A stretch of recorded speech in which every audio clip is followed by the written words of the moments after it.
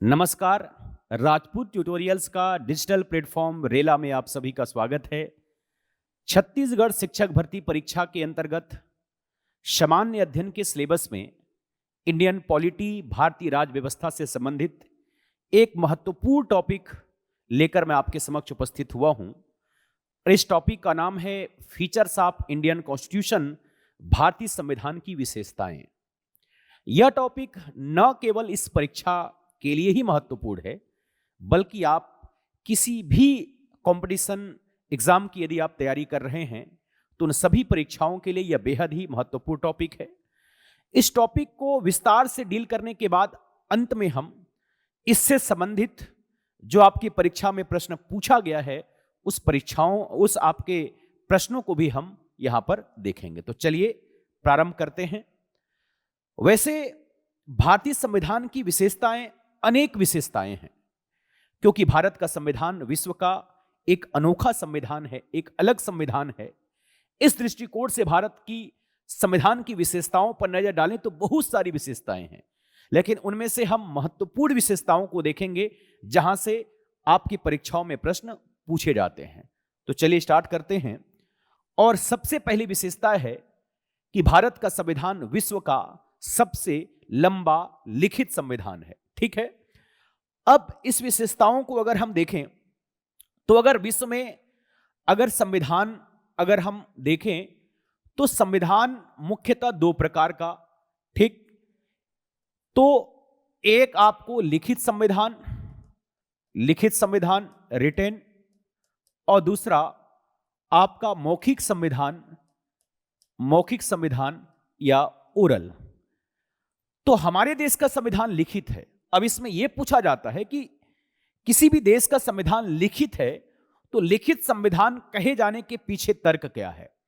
सामान्यतः हम यह समझ लेते हैं कि लिखित संविधान का मतलब जिस देश का संविधान लिखा गया है वह लिखित है, यह तो है ही। और मौखिक संविधान अर्थात जहां का संविधान रीति रिवाज परंपराओं के आधार पर चलता है वो मौखिक संविधान है। लेकिन आपकी परीक्षा में पूछा गया है कि लिखित संविधान या मौखिक संविधान से आशय क्या है। तो सामान्यतः लिखित संविधान के संदर्भ में अगर हम बात करें तो लिखित संविधान हम किसे कहेंगे? लिखित संविधान, रिटेन कॉन्स्टिट्यूशन। लिखित संविधान कहने का आशय है ऐसा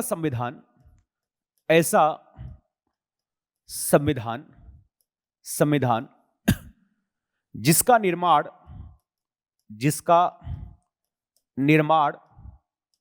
निर्माण एक संविधान सभा के द्वारा हो, एक संविधान सभा के द्वारा हो, सभा के द्वारा हो, तथा एक निश्चित तिथि को लागू हो, एक निश्चित तिथि एवं निश्चित समय में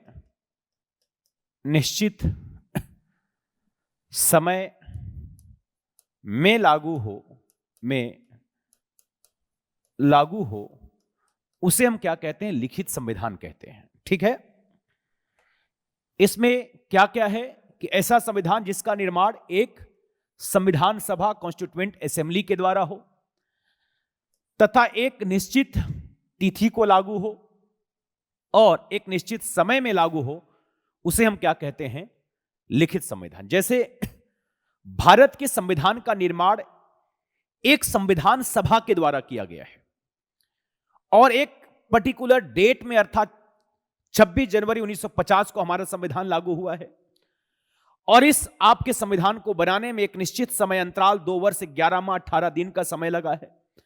तो इस तरीके के संविधान को हम क्या कहते हैं? लिखित संविधान।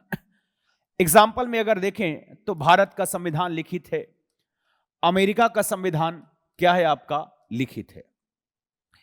वहीं पर मौखिक संविधान का मतलब यह होता है कि देखिए, ऐसा नहीं है कि जिस देश का संविधान ओरल है वहां पर कुछ चीज लिखा गया ही नहीं है, वहां पर भी सारी चीज व्यवस्थित है, सिस्टमेटिक है, वहां का भी संविधान कहीं ना कहीं लिखित है। लेकिन अंतर यह होता है कि जिस देश का संविधान ओरल है, मौखिक है, वहां पर संविधान का निर्माण संविधान सभा के द्वारा नहीं बल्कि संसद के द्वारा होता है और कोई निश्चित तिथि को लागू नहीं हो।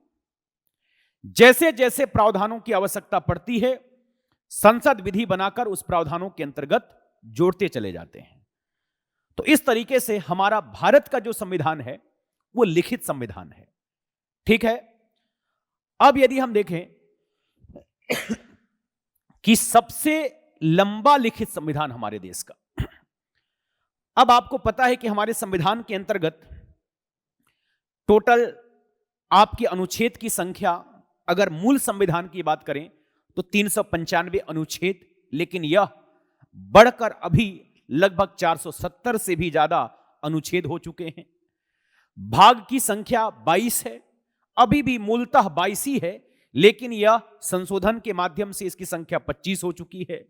मूल संविधान में 8 अनुसूचियां थी, वर्तमान में इसकी संख्या बढ़कर 12 हो चुकी है। इस तरीके से भारत का संविधान विश्व का सबसे बड़ा, ठीक, आपका संविधान है, सबसे लंबा संविधान है। अब सवाल यह उठता है कि आखिरकार भारत का संविधान सबसे लंबा संविधान है तो उसके पीछे कारण क्या है?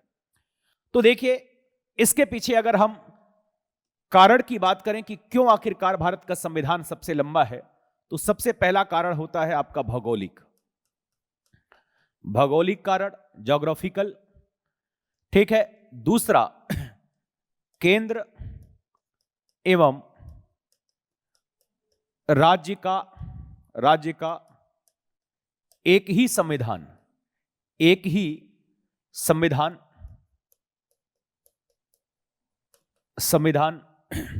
तीसरा ऐतिहासिक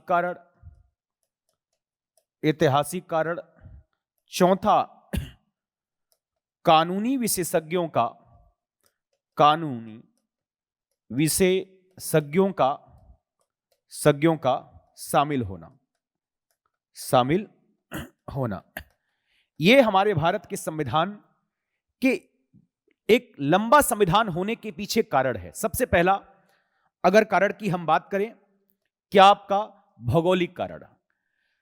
भारत के संविधान एक विशाल क्षेत्र में, मतलब भारत का जो क्षेत्र है, भारतीय क्षेत्र, इंडियन टेरिटरी, एक विशाल क्षेत्र है और इस विशाल क्षेत्र के साथ साथ सबसे बड़ी बात कि हमारे देश में विविधता है, डाइवर्सिटीज है और भारत देश के अंतर्गत अलग अलग भाषा के लोग, अलग अलग विचारधारा के लोग, अलग अलग संस्कृति है।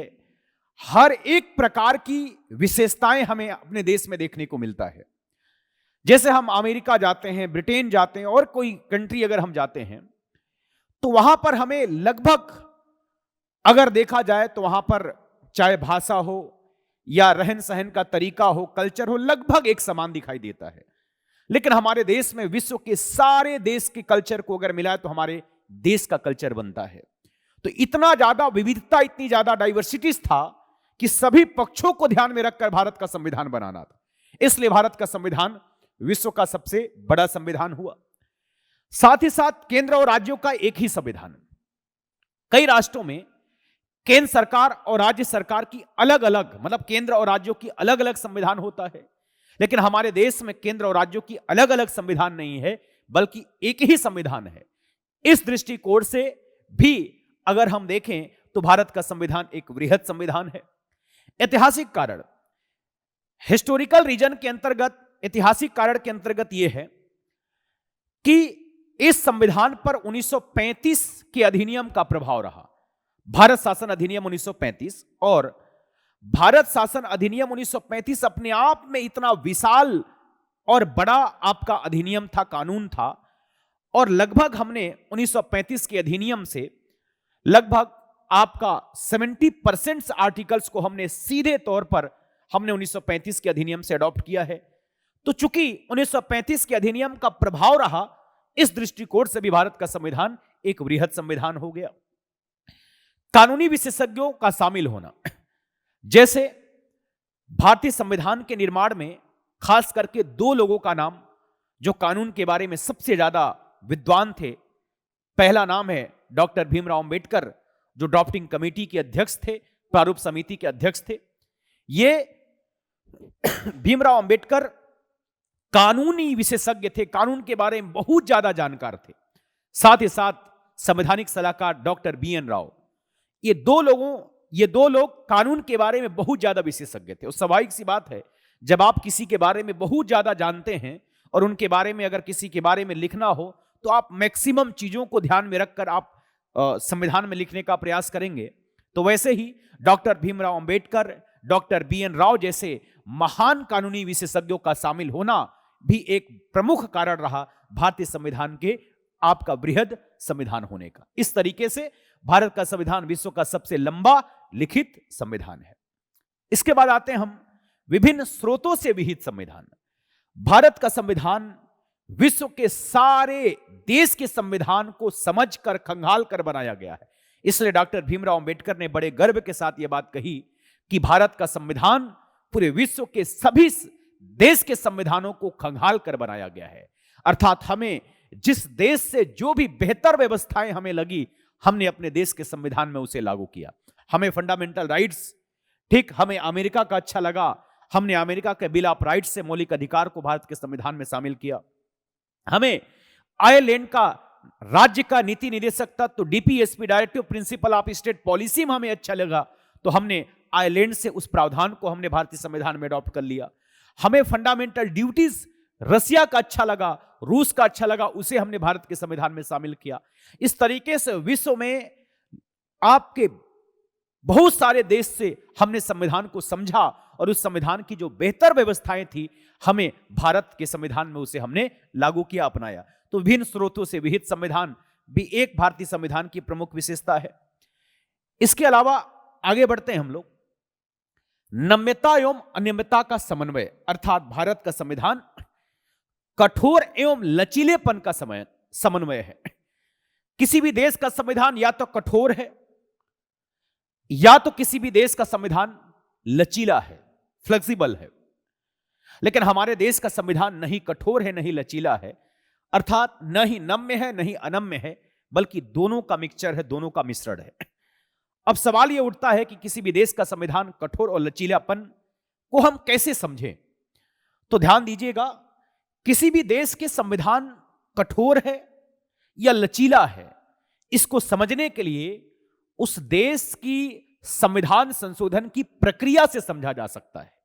ठीक, जैसे यदि हम बात करें कि अमेरिका का संविधान है, अमेरिका का संविधान, तो यहां का संविधान कठोर है, अमेरिका का संविधान कठोर है।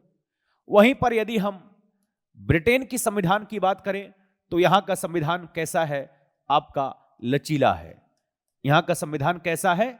लचीला संविधान है। ठीक, अब अमेरिका का संविधान कठोर है। जैसे अमेरिका में फेडरलिज्म है, संघात्मक शासन व्यवस्था है। वहां पर अमेरिका जो आपका यूनाइटेड स्टेट्स ऑफ अमेरिका है, 13 अलग अलग प्रांतों को मिलाकर, ठीक, 13 अलग अलग प्रांतों को मिलाकर एक संघ का निर्माण किया गया। अब चूंकि संघ का निर्माण किया गया तो वहां पर संविधान को कठोर बनाया गया ताकि यह व्यवस्था रहे कि केंद्र और राज्यों के बीच किसी भी तरीके से शक्तियों के विभाजन को लेकर इतना आसान ना हो कि कभी भी उसे परिवर्तन किया जा सके। तो अमेरिका का संविधान कठोर है। वहीं पर ब्रिटेन का संविधान लचीला है, वहां पर ओरल कॉन्स्टिट्यूशन है, किसी भी प्रावधान को आसानी से वहां पर परिवर्तित किया जा सकता है।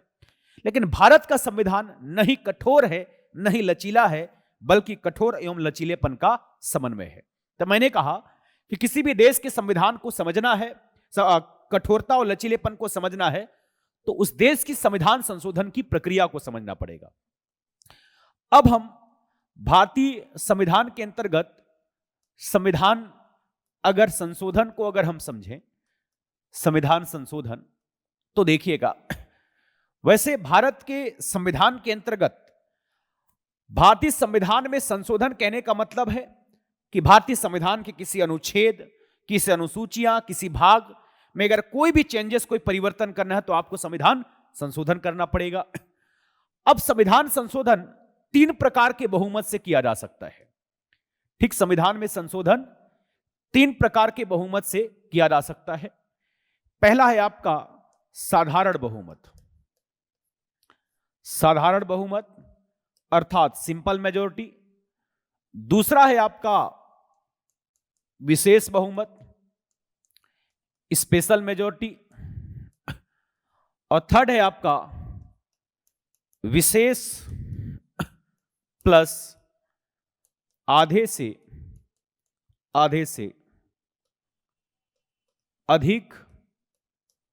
अधिक राज्यों की अनुमति। आधे से अधिक राज्यों की अनुमति। अब सवाल है कि साधारण बहुमत, सिंपल मेजोरिटी का मतलब क्या होता है? सिंपल मेजोरिटी का मतलब होता है उपस्थित एवं मत देने वालों का 50% प्लस 1। उपस्थित एवं मत देने वाले का 50% प्लस 1, अर्थात जितने लोग प्रेजेंट हुए हैं सदन के अंतर्गत और जिनको मत देने का अधिकार है। ऐसा इसलिए कहा जाता है क्योंकि कुछ ऐसे भी पद होते हैं जिनको प्रेजेंट होने की अनुमति तो होती है, अपनी बातें तो रख सकते हैं, लेकिन उनको मत देने का अधिकार नहीं होता है। जैसे एक मंत्री लोकसभा में ही बैठ सकते हैं, राज्यसभा में ही बैठ सकते हैं, लेकिन उनको मत देने का अधिकार उसी सदन में होता है जिस सदन में उनकी सदस्यता होती है। तो इस तरीके से उपस्थित मत देने वाले का 50% प्लस 1। वहीं पर अगर हम विशेष बहुमत की बात करें कि विशेष बहुमत के अंतर्गत आपका क्या बहुमत होता है, तो विशेष बहुमत में प्रेजेंट इन वोटिंग का 2/3 तथा टोटल मेंबर का 50% प्लस 1, यह होता है special majority. Present in voting, उपस्थित एवं मत देने वाले का 2/3 तथा टोटल मेंबर का, कुल सदस्यों का 50% से ज्यादा। सेम यही प्रोसेस यहां पर भी लगेगा विशेष, और साथ ही साथ इसमें क्या जुड़ जाएगा, आधे से अधिक राज्यों की अनुमति, अर्थात जैसे 28 राज्य हैं तो कम से कम 15 राज्यों की अनुमति, और राज्यों में यह साधारण बहुमत लगता है। अब देखिए, वैसे संविधान संशोधन जो भारतीय संविधान के भाग 20 अनुच्छेद 368 में उल्लेख है, ये 2 प्रकार के ही बहुमत से होने वाले संविधान संशोधन को 368 के तहत संविधान संशोधन माना जाता है। अर्थात संविधान में संशोधन तो 3 प्रकार के बहुमत से किया जा सकता है, लेकिन संविधान के पार्ट 20 में जो 368 में संविधान संशोधन की बात की गई है, वह साधारण बहुमत से पास होने वाले संविधान संशोधन को 368 माना ही नहीं जाता है। वह विशेष और विशेष प्लस आधे से अधिक राज्यों की अनुमति से, मतलब ये 2 प्रकार के बहुमत से जो संविधान संशोधन होगा उसे ही 368 माना जाता है। अब इस दृष्टिकोण से भारतीय संविधान की अगर हम बात करें कि कठोर और लचीलेपन का समन्वय है, तो इसे इस तरीके से समझा जा सकता है कि भारतीय संविधान का कुछ प्रावधान साधारण बहुमत से संशोधन किया जा सकता है, अर्थात ये भारतीय संविधान के लचीलेपन को दर्शाता है, नम्यता को दर्शाता है। वहीं पर विशेष प्लस आधे से अधिक राज्यों की अनुमति से जिन प्रावधानों को संशोधन किया जाए वो एक कठोरता को दर्शाता है। तो इस आधार पर हम कह सकते हैं कि भारत का संविधान न ही कठोर है न ही लचीला है, बल्कि कठोर एवं लचीलेपन का समन्वय है। क्लियर है? अगर मेंस में भी जैसा क्वेश्चन पूछा जाता है कि भारतीय संविधान कठोर और लचीलेपन का समन्वय है, समझाइए, तो इसे इसी तरीके से आपको बताना पड़ेगा कि भारतीय संविधान का कुछ भाग को हम साधारण बहुमत से संशोधन कर सकते हैं, जो एक लचीलेपन को दर्शाता है, एक फ्लेक्सिबिलिटी को दर्शाता है। वहीं पर कुछ प्रावधानों को संशोधन करने के लिए हमें विशेष प्लस आधे से अधिक राज्यों की अनुमति की आवश्यकता पड़ती है, अर्थात ये कठोरता को दर्शाता है। इस दृष्टिकोण से हम कह सकते हैं कि भारत का संविधान नहीं कठोर है न ही लचीला है, बल्कि कठोर एवं लचीलेपन का क्या है, आपका समन्वय है। क्लियर है? तो इस तरीके से कठोरता और लचीलेपन के प्रावधान को इस तरीके से ध्यान रखेंगे। अगला है एकात्मकता की और झुकाव के साथ संघीय व्यवस्था। अब किसी भी देश का संविधान की अगर फीचर्स को देखें तो या तो उस देश का संविधान संघात्मक है, फेडरल है, या किसी देश का संविधान एकात्मक है, यूनिटरी है। लेकिन हमारे देश के संविधान में दोनों विशेषताएं मौजूद है और अंततः देखा जाए तो भारत का संविधान जो संघात्मक शासन है वो एकात्मकता की ओर झुका हुआ है। कैसे देखिए, सामान्य परिस्थितियों में हमारा भारत एक संघात्मकता की तरह कार्य करता है, अर्थात केंद्र की अपनी व्यवस्थाएं हैं, अर्थात केंद्र सूची में जो शामिल विषय उस पर कानून बनाने का अधिकार है, शासन करने का अधिकार है। राज्य सरकार को अपने राज्य सूची के विषय पर कानून निर्माण का अधिकार है। सामान्य परिस्थितियों में यह एक संघात्मक है, केंद्र की अपनी सरकार, राज्य की अपनी सरकार। लेकिन वहीं पर जब इमरजेंसी आ जाए, आपातकाल आ जाए, तो राज्य की शक्तियां भी टोटल कहां चली जाती है? केंद्र के पास। अर्थात ये इस दौरान हमारा संविधान कैसा हो जाता है? एकात्मक। विश्व का सबसे अनोखा संविधान भारत का संविधान इसलिए भी है क्योंकि भारत का संविधान अपने परिस्थितियों के अनुसार अपने नेचर्स को बदलता है। ठीक, किसी भी देश का संविधान परिस्थितियों के अनुसार अपनी व्यवहार, अपने नेचर्स को नहीं बदलता, लेकिन हमारे देश का संविधान परिस्थिति के अनुसार अपने नेचर को बदल देगा। अभी सब कुछ सामान्य परिस्थितियां है तो हमारा संविधान कैसा? एक संघात्मक है। लेकिन जब आपातकाल लग जाए तो पूरा राज्य की शक्ति कहां चली जाती है? केंद्र के पास। तो यह कैसा हो जाता है? एकात्मक। तो अंततः हमारा संविधान जो है संघात्मक तो है, लेकिन यह कैसे? एकात्मकता की ओर क्या किया है? आपका झुका हुआ है। अब संघात्मकता और एकात्मकता के लक्षण हम लोग आगे और विस्तार से देखेंगे। ठीक है, जैसे अगर हम बात करें कि संविधान के अंतर्गत संघात्मक शासन व्यवस्था, तो संघात्मक शासन व्यवस्था के अंतर्गत जैसे दो सरकार अर्थात केंद्र और राज्य सरकार, ठीक, लिखित संविधान, कठोर संविधान, ठीक है, संविधान की सर्वोच्चता,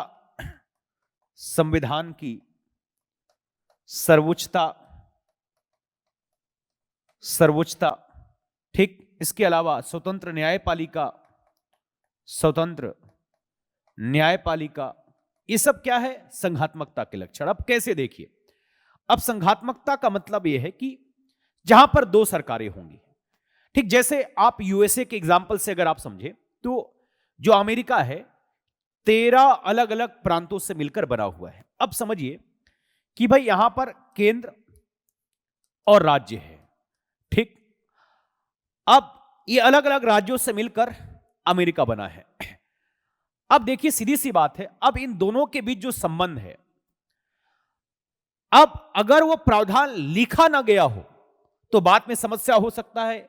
इसलिए जहां पर संघात्मक है, सामान्यतः उस देश का संविधान जो है वो कैसा होगा? लिखित होगा। ठीक है, तो लिखित मतलब वो प्रावधान को स्पष्ट रूप से लिखा गया होगा।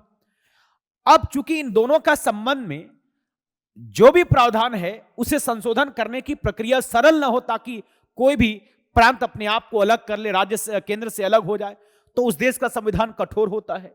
और साथ ही साथ सबसे सर्वोपरि कानून होगा वो संविधान होगा, अर्थात संविधान की सर्वोच्चता होगी। और संविधान की मौलिकता को, संविधान की सर्वोच्चता को बनाए रखने के लिए स्वतंत्र न्यायपालिका का होना बेहद जरूरी है। अर्थात जैसे जुडिशियल रिव्यू है, न्यायिक पुनर्विलोकन की शक्ति है। अगर आप कोई ऐसा विधि, कोई ऐसा कानून बनाते हैं जो आपका संविधान के विपरीत है, तो ऐसे कानून को न्यायिक पुनर्विलोकन की शक्ति का प्रयोग करके उसे शून्य किया जा सकता है, अमान्य किया जा सकता है। तो इस तरीके से आपका यह संघात्मकता के लक्षण है। वहीं पर यदि हम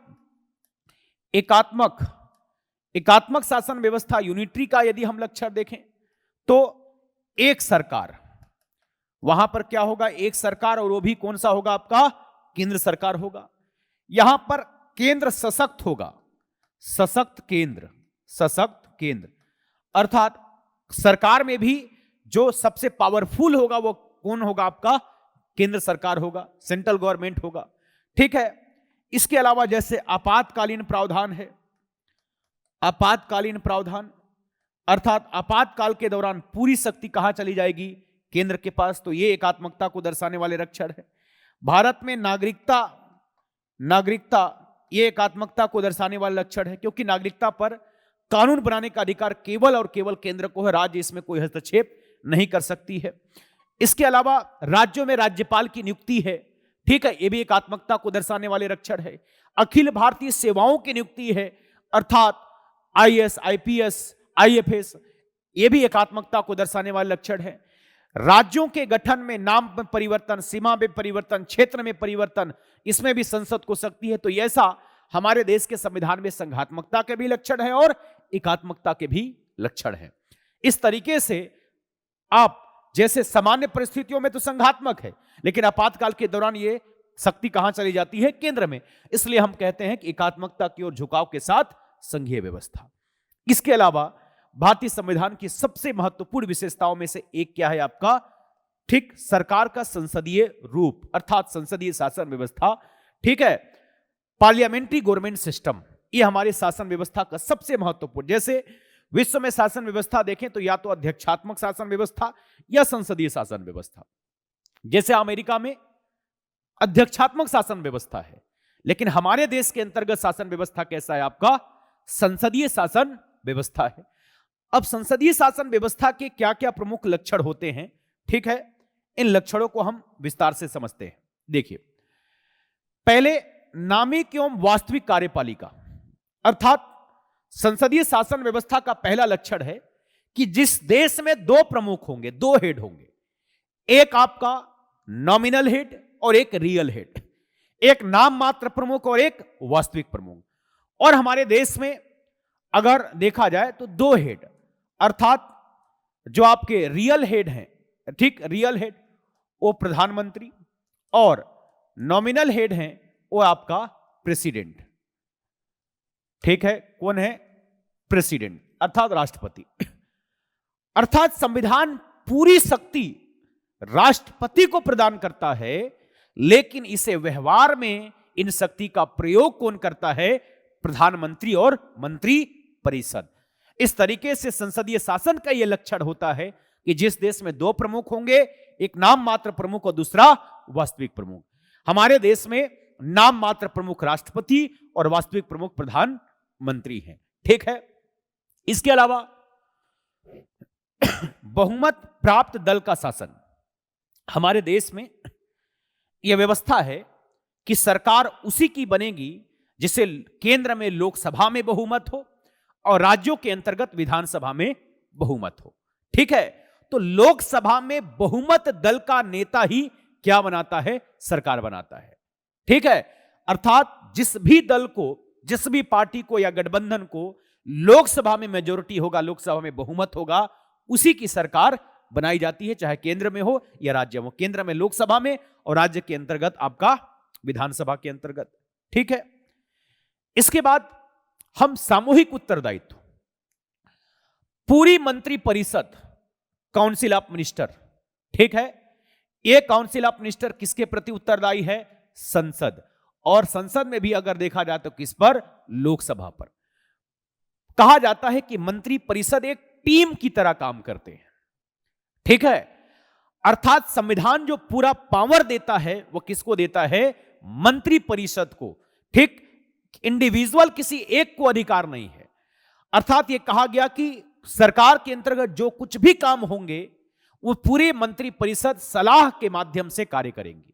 अर्थात एक मंत्री के द्वारा लिया गया निर्णय यह माना जाएगा कि पूरी मंत्री परिषद ने मिलकर निर्णय लिया है, एक टीम की तरह काम करते हैं। अर्थात एक मंत्री के खिलाफ अविश्वास प्रस्ताव पास हो गया, मतलब पूरी मंत्री परिषद क्या हो जाती है? भंग हो जाती है। और यह मंत्री परिषद तभी तक जीवित है, तभी तक है जब तक लोकसभा में इनको बहुमत है, लोकसभा में इनकी मेजोरिटी है। इस तरीके से यह सामूहिक रूप से किसके प्रति? लोकसभा के प्रति उत्तरदायी है, एक टीम की तरह क्या करते हैं? ये काम करते हैं। राजनीतिक एकरूपता, यह भी संसदीय शासन का एक प्रमुख लक्षण है कि जो सरकार है, जो सरकार के अंतर्गत जो मंत्री परिषद है, वो सब में राजनीतिक एकरूपता, राजनीतिक एक समान विचार पाया जाता है। अगर मान लीजिए सामान्यतः किसी एक पार्टी का अगर सरकार है तो कोई समस्या नहीं है, राजनीतिक एकरूपता तो होगा ही। लेकिन यदि किसी गठबंधन की सरकार है, एक से अधिक पार्टियों ने मिलकर सरकार बनाया है, उसके बावजूद भी यह प्रावधान है, ठीक, इसके बावजूद भी कि उस मंत्री परिषद में शामिल सभी सदस्यों का विचार एक समान, मतलब किसी भी विषय पर निर्णय लेना हो तो सभी की सहमति होना क्या है, जरूरी है। तो इस तरीके से सरकार के निर्णय में राजनीतिक एकरूपता पाई जाती है। ये भी एक क्या है आपका संसदीय शासन के प्रमुख आपके क्या है लक्षण है। दोहरी सदस्यता, अर्थात मंत्री परिषद या मंत्री बनने के लिए अब क्या है, आप यहां पर दोहरी सदस्यता का मतलब यह है कि एक मंत्री कार्यपालिका का भी अंग है, मतलब हिस्सा है, और विधायिका का भी हिस्सा है। विधायिका और कार्यपालिका दोनों का हिस्सा, मतलब दोहरी सदस्यता है। एक तरीके से देखा जाए कि वह एक मंत्री जो है वो क्या है आपका विधायिका का भी आपका सदस्य है, और क्या है वो कार्यपालिका का भी सदस्य है। तो विधायिका और कार्यपालिका दोनों का, अर्थात पहले आपको अगर मंत्री केंद्र में बनना है तो सांसद बनना पड़ेगा, ठीक, और सांसद बनने के बाद फिर आप मंत्री बनते हैं, तो दोहरी सदस्यता है। प्रधानमंत्री का नेतृत्व, मंत्री परिषद में शक्ति तो है, लेकिन मंत्री परिषद का मुखिया कौन होता है, प्रधानमंत्री। अर्थात इसी कारण से हमारे देश में सबसे पावरफुल पर्सनालिटी, सबसे प्रमुख आपका जो शक्ति है वो किसके पास होता है, प्रधानमंत्री। जहां पर भी संसदीय शासन है वहां पर प्रधानमंत्री सबसे पावरफुल होते हैं। जैसे भारत में या ब्रिटेन में, दोनों देशों में प्रधानमंत्री का महत्व, प्रधानमंत्री की शक्तियां सबसे ज्यादा होता है। अर्थात प्रधानमंत्री इन सभी मंत्री परिषद का मुखिया होते हैं, ठीक है। इसके अलावा निचले सदन का विघटन, निचला सदन बोले तो लोकसभा, तो लोकसभा तभी तक उनका कार्यकाल है जब तक बहुमत है। लोकसभा को कभी भी अगर बहुमत न होने की स्थिति में विघटित किया जा सकता है, या सामान्यतः प्रत्येक 5 वर्ष में जब कार्यकाल की पूर्ति हो जाती है तो प्रधानमंत्री के निर्देश पर सामान्यतः लोकसभा को विघटित किया जाता है, ठीक है। तो निचले सदन का विघटन ये भी संसदीय शासन का लक्षण है। गोपनीयता, हर एक मंत्री अपने शपथ में पद एवं गोपनीयता की शपथ राष्ट्रपति के द्वारा दिलाया जाता है, ठीक है।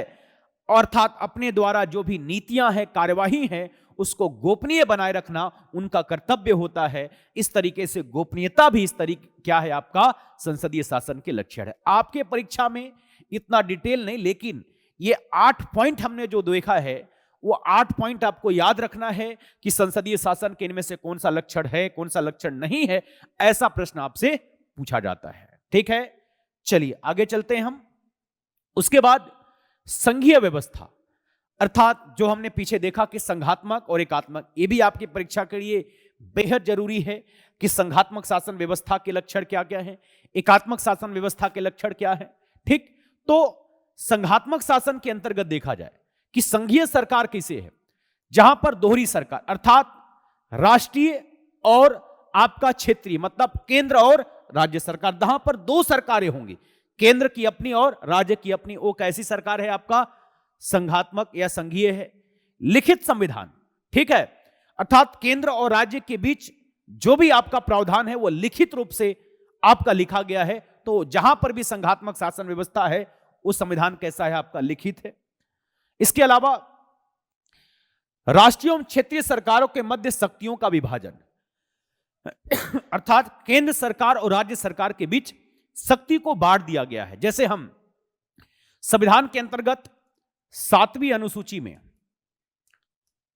7वीं अनुसूची में केंद्र और राज्य के बीच शक्तियों को 3 सूचियों में बांट दिया गया है, ठीक है। अर्थात क्या क्या, केंद्र सूची, राज्य सूची और समवर्ती सूची। अर्थात जिस विषय पर कानून निर्माण का अधिकार केंद्र सरकार हो, केंद्र सूची का विषय, जिस विषय पर कानून निर्माण का अधिकार राज्य सरकार को, राज्य सूची का विषय, जिस पर दोनों बना सकते हैं वो क्या है आपका समवर्ती सूची। तो केंद्र और राज्यों के बीच शक्तियों को बांट दिया गया है, ठीक है। तो इस तरीके से राष्ट्रीय और क्षेत्रीय सरकारों के मध्य शक्तियों का विभाजन क्या है आपका संघीय शासन व्यवस्था के लक्षण है। संविधान की सर्वोच्चता, अर्थात उस राष्ट्र में जहां पर संघात्मक शासन है, सभी कानूनों में सबसे ऊपर क्या होगा आपका संविधान होगा, संविधान की सर्वोच्चता होगी। ठीक है। कठोर संविधान, हमने बताया कि भाई जिस देश में संघात्मक उस देश का संविधान कठोर होगा। स्वतंत्र न्यायपालिका होगी, द्विसदनीय विधायिका होगा, अर्थात लोकसभा और राज्यसभा अलग अलग। ठीक है, यह संघात्मक शासन। वैसे ही जहां पर एकात्मक सरकार है, एकात्मक सरकार के क्या लक्षण हैं और भारत में क्या है। भारत में मैंने आपको बताया कि क्या क्या एकात्मक शासन व्यवस्था के लक्षण हैं। एकल सरकार राष्ट्रीय सरकार होती है जो क्षेत्रीय सरकार बना सकती है। यहां पर एक ही सरकार होगी, जहां पर एकात्मक शासन होगा एक ही सरकार, और वो होगा कौन सा आपका केंद्र सरकार। संविधान लिखित भी हो सकता है और आपका मौखिक भी हो सकता है एकात्मक शासन व्यवस्था में, है ना। मतलब ये लक्षण है एकात्मक शासन व्यवस्था के कि लिखित भी हो सकता है, मौखिक हो सकता है।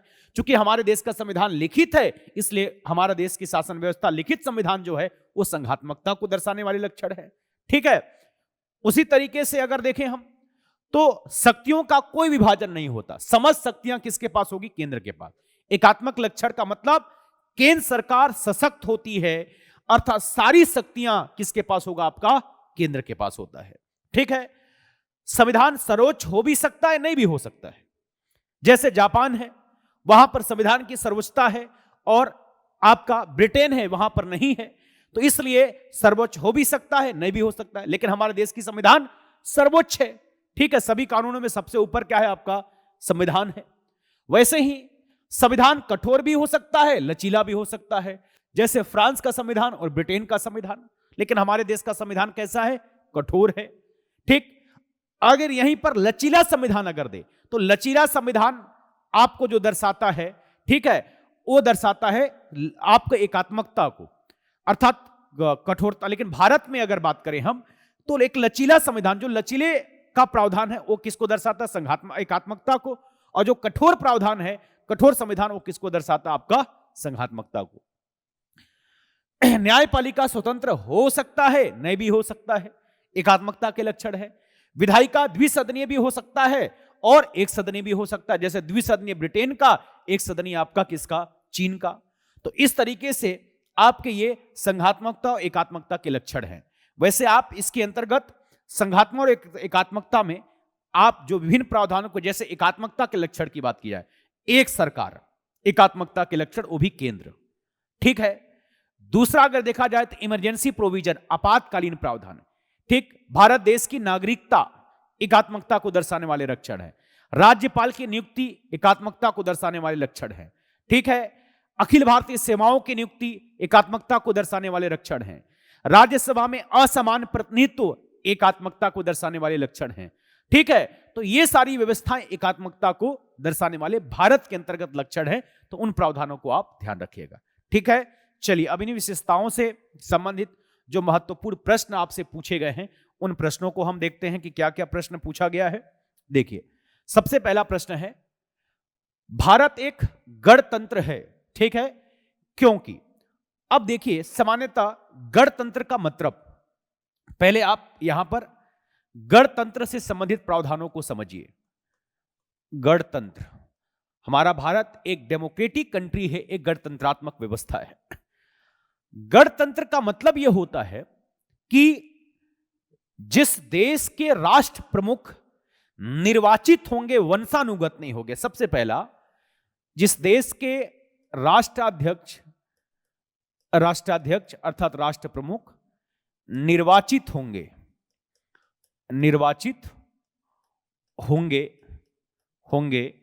वंशानुगत नहीं, वो राष्ट्र क्या कहलाएगा? आपका गणतंत्र कहलाएगा। ठीक है। जिसका एक निश्चित कार्यकाल होगा, ये क्या है? आपका गणतंत्र है। अर्थात जिस देश के राष्ट्राध्यक्ष जो होंगे वो निर्वाचित होंगे, और निर्वाचन में कोई भी व्यक्ति जो इसकी योग्यता हो, जो इसके लिए क्वालिफाइड हो, जिसके लिए वो क्वालिफिकेशन रखता हो, अर्थात हमारे देश का राष्ट्राध्यक्ष कौन है? राष्ट्रपति। तो राष्ट्रपति की योग्यता रखने वाला हर कोई व्यक्ति क्या बन सकता है? आपका राष्ट्रपति बन सकता है।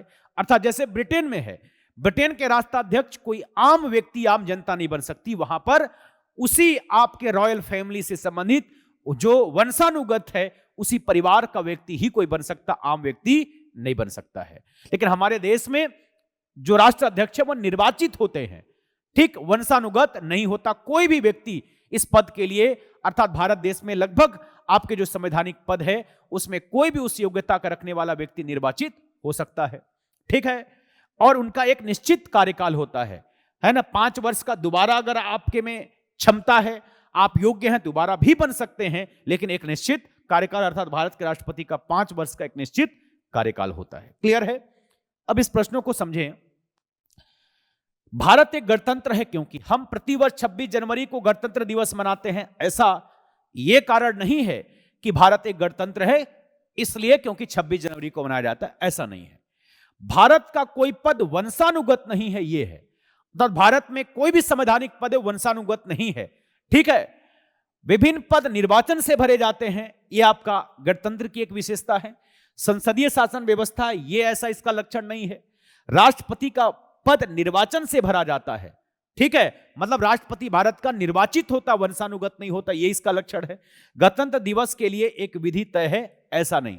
तो इस तरीके से 2, 3 और क्या होगा आपका 5, ठीक है, 2, 3, 5। तो इसका आंसर क्या हो जाएगा आपका सी, ठीक है। इस तरीके से प्रश्न पूछे गए हैं। आगे देखें यदि हम नेक्स्ट क्वेश्चन, तो भारतीय संविधान संघात्मक है क्योंकि, ठीक, देखिए पीछे हम लोग संघात्मकता के लक्षण हमने देखा। तो शक्तियों का विकेंद्रीकरण किया गया है, शक्तियों को 3 सूचियों में विभाजित किया गया है। संविधान में मौलिक अधिकारों का प्रावधान है, न्यायिक पुनर्विलोकन का प्रावधान है, संविधान लिखित एवं कठोर है, अवशिष्ट शक्तियां केंद्र को है, ठीक है। अब ये संविधान की विशेषताओं में अगर देखें, अब जैसे हम लोग पीछे पढ़े हैं कि संविधान लिखित और कठोर है, यह किसका लक्षण है आपका संवैधानिक, आपका लिखित संविधान अर्थात संघात्मकता का लक्षण है, ठीक। शक्तियों का विकेंद्रीकरण अर्थात केंद्र और राज्यों के बीच शक्तियों को बांटा गया है, ठीक है, यह भी आपका किसका लक्षण है, संघात्मकता का लक्षण है। शक्तियों को 3 सूचियों में विभाजित किया गया, केंद्र सूची, राज्य सूची और समवर्ती सूची। और यह भी लक्षण है कि अवशिष्ट शक्तियां केंद्र को दी गई है, लेकिन संघात्मकता में अगर देखा जाए 3 ऑप्शन आपको चुनना है। तो शक्तियों का विकेंद्रीकरण, ठीक, शक्तियों को 3 सूचियों में विभाजित किया जाना और संविधान का लिखित और कठोर। तो इस तरीके से आंसर क्या हो जाएगा, 1, 2 और 5, ठीक है। अवशिष्ट शक्तियां केंद्र को, देखिए ऑप्शन के हिसाब से आपको देखना पड़ेगा अब इसमें, ठीक। शक्तियों का विकेंद्रीकरण सही है, शक्तियों को 3 सूचियों में विभाजित किया गया, केंद्र सूची, राज्य सूची। अब देखिए मौलिक अधिकार का प्रावधान, ऐसा कोई संघात्मकता के लक्षण नहीं है, ठीक है।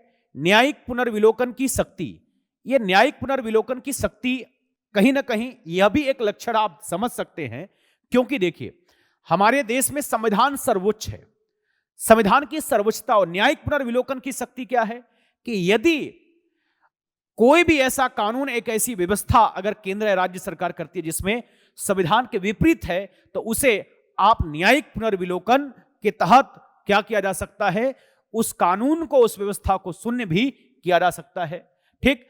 तो इस तरीके से देखिए सबसे अगर ऑप्शन में देखा जाए तो 1 और 5, 2 तो एकदम सही है। अब देखिए इसमें ऑप्शन में कहां कहां पर है, एक तो आपका 1, 3 और 5 है। तो 3 शक्तियों में मौलिक अधिकार का होना, यह बिल्कुल इस तरीके से नहीं हो सकता। ये 1, 2 और 6 देखेंगे तो शक्तियों का विकेंद्रीकरण, ठीक, शक्तियों का 3 सूचियों में विभाजित किया जाना और आपका अवशिष्ट शक्तियां केंद्र को, ठीक है। तो इस तरीके से अगर आंसर देखा जाए तो आपका 1 हो सकता है, शक्तियों को 3 सूचियों में विभाजित किया जाना, न्यायिक पुनर्विलोकन की शक्ति और अवशिष्ट शक्तियां।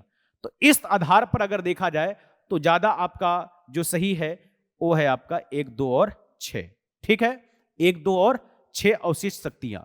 अब यहां पर एक आंसर और अगर देखें 1, 3 और 5 में, अब दोनों में बेस्ट आंसर क्या हो सकता है संघात्मक शासन में, 1, 3 और 5। तो इसमें 3 के आधार पर यह ऑप्शन, मौलिक अधिकार के आधार पर यह हट जाएगा। 3, 4, 6 है तो यहां पर 3 के आधार पर नहीं हो सकता।